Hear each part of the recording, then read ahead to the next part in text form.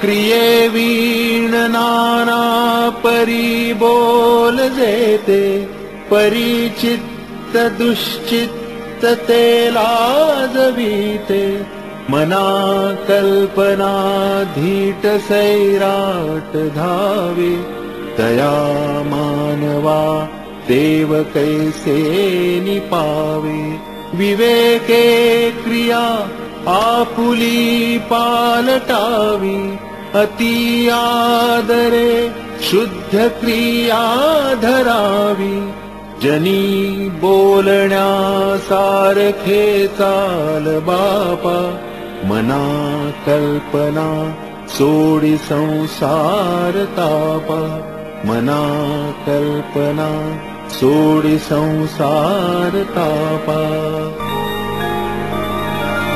बरी स्नान संध्या करी एक निष्ठा, विवेके मना आवरी स्थान भ्रष्टा, दया सर्वभूती जया मानवाला, सदा प्रेमळू भक्ति भावे निवाला, मना कोप आरोपणा ते नसावी, मना बुद्धि हे साधु संगी वसावी, मना नष्ट चांडाळ तो संग त्यागी, मना होई रे मोक्ष भागी विभागी, मना सर्वदा सज्जनाते नियोगे, क्रिया पालटे भक्ति भावार्थ लागे, क्रिये वीण वाचाळता ते निवारी, तुटे वाद संवाद तो हितकारी, जनी वाद वेवाद सोडून द्यावा, जनी सुख संवाद सुखे करावा, जनी तोचितो शोक संताप हारी, तुटे वाद संवाद तो हितकारी, तुटे वाद संवाद त्याते म्हणावे, विवेके अहं भाव याते जिणावे, अहंता गुणे वाद नाना विकारी, तुटे वाद संवाद तो हितकारी, हिताकारणे बोलणे सत्य आहे, हिताकारणे सर्व शोधूनि पाहे, हिताकारणे बंड पाखांड वारी, तुटे वाद संवाद तो हितकारी, जनी सांगता ऐकता जन्म गेला, परिवाद वेवाद तैसा चिठेला, उठे संशयो वाद हादंभधारी, तुटे वाद संवाद तो हितकारी, जनी हित पंडित सांडित गेले, अहंता गुणे ब्रह्म राक्षस झाले, तयाहूनि व्युत्पन्न तो कोण आहे, मना सर्व जाणीव सांडूनि राहे, हुकाचे मुखी बोलता काय वेचे, दिसंदीस अभ्यंतरी गर्व साचे, क्रिये वीण वाचाळता व्यर्थ आहे, विचारे तुझा तूची शोधूनि पाहे,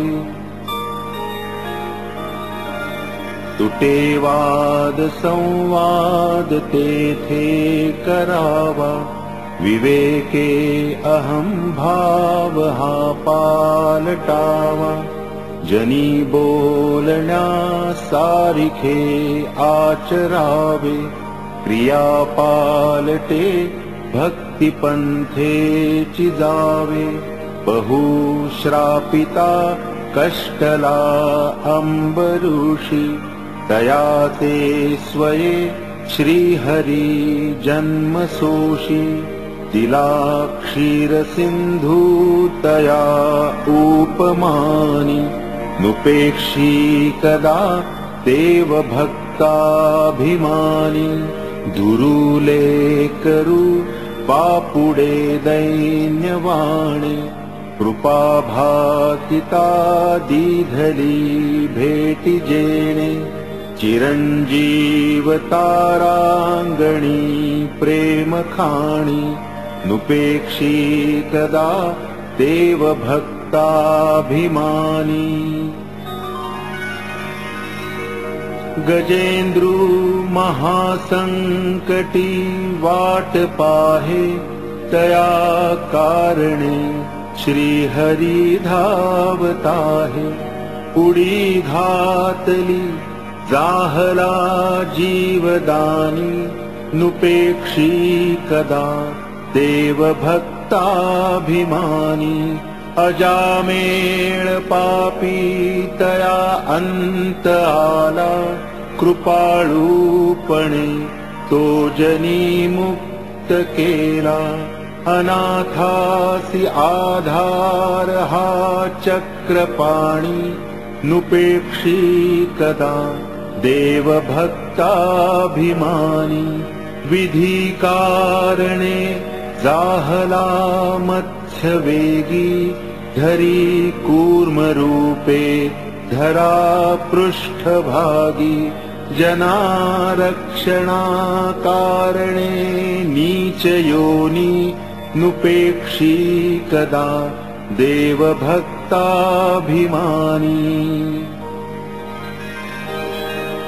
महाभक्त प्रल्हाद हा कष्टविला, म्हणोनी तया कारणे सिंह झाला।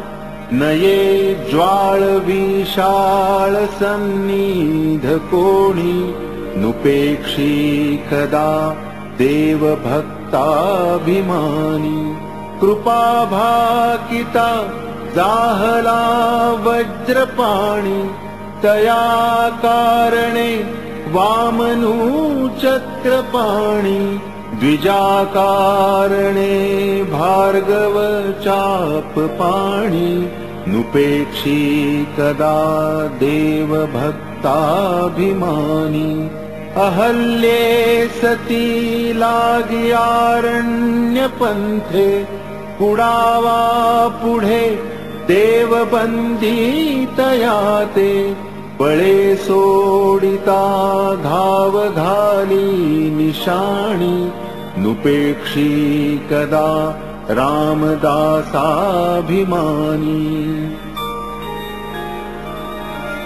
तये द्रौपदी कारणे लागवेगे, त्वरे धावतु सर्व सांडूनि मागे। कळी लागी जाला असे बौद्ध मौनी, नुपेक्षी कदा देवभक्ताभिमानी।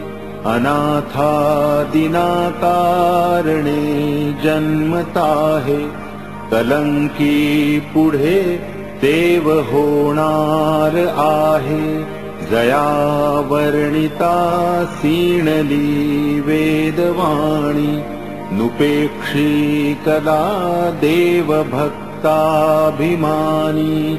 जनाकारणे देवलीळावतारी, बहुता परी आदरे वेशधारी। तया नेणती ते जनपापरूपी, दुरात्मे महानष्ट चांडाळ पापी। जगी धन्य तो राम सुखे निवाला, कथा ऐकता सर्वतल्लीन झाला. देहे भावना रामबोधे उडाली, मनोवासना रामरूपी बुडाली. मनावासना वासुदेवी वसोदे, मना कामना कामसंगी नसोदे. मना कल्पना वावगीते न कीजे, मना सज्जना सज्जनी वस्ती कीजे. गती कारणे संगती सज्जनाची, मती पालटे सुमती दुर्जनाची. रती नायिकेचा पती नष्ट आहे, म्हणोनी मनातीत होऊन राहे. मना अल्पसंकल्प तोही नसावा, सदा सत्य संकल्प चित्ती वसावा. जनी जल्प विकल्प तोही त्यजावा, रमाकांत एकांत काळी भजावा.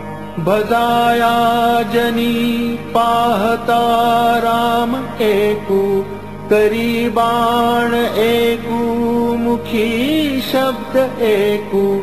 क्रिया पाहता उद्धरे सर्व लोकू, धरा जानकी नायकाचा विवेकू. विचारूनी बोले विवंचूनी चाले, तयाचे निसंतप्त तेही निवाले. परे शोधिल्या वीण बोलो नको हो, जनी चालणे शुद्ध नेमस्त राहो. हरी भक्त विरक्त विज्ञान राशी, जेणे मानसी स्थापिले निश्चयाशी. तया दर्शने स्पर्शने पुण्य जोडे, तया भाषणे नष्ट संदेह मोडे. नसे गर्व आंगी सदा वीतरागी, क्षमा शांती भोगी दया दक्ष योगी. नसे लोभना क्षोभना दैन्यवाणा, इही लक्षणी जाणीजे योगी राणा. धरी रे मना संगती सज्जनाची, जेणे वृत्ती हे पालटे दुर्जनाची. पळे भाव सद्बुद्धी सन्मार्ग लागे, महाक्रूर तो काळ विक्राळ भंगे. भये व्यापिले सर्व ब्रह्मांड आहे, भयातीत ते संत अनंत पाहे. जया पाहता द्वैत काही दिसेना, भयमानसी सर्वथाही असेना. जीवा श्रेष्ठ ते स्पष्ट सांगोनी गेले, परी जीव अज्ञान तैसे चिठेले. तेहे बुद्धीचे कर्म खोटे टळेना, जुने ठेवणे मीपणे आकळेना. भ्रमेनाढळे वित्त ते गुप्त झाले, जीवा जन्म दारिद्र्य ठाकूनी आले. तेहे बुद्धीचा निश्चयो जाटळेना, जुने ठेवणे मीपणे आकळेना.